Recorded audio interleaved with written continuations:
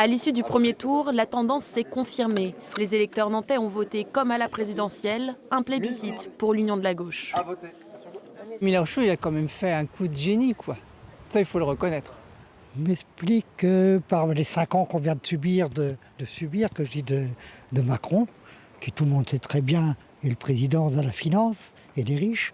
Le meilleur score de la nouvelle Union populaire écologiste et sociale est réalisé par Andy Kerbra, candidat de la 2e circonscription. Il recueille 46,62% des voix, 18 points devant son adversaire de la majorité présidentielle, la députée sortante Valérie Opelt.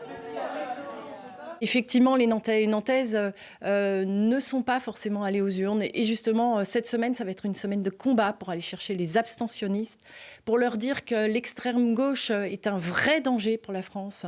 En ballotage plus que favorable avec 10 000 voix d'avance, le candidat de la NUPES veut mobiliser pour le second tour. Avec 43,89% d'abstention dans sa circonscription, ce sera l'enjeu du duel de dimanche prochain. La responsabilité réelle, c'est celle des 15 dernières années de libéralisme et des 5 années de quinquennat Macron qui ont apporté du mépris.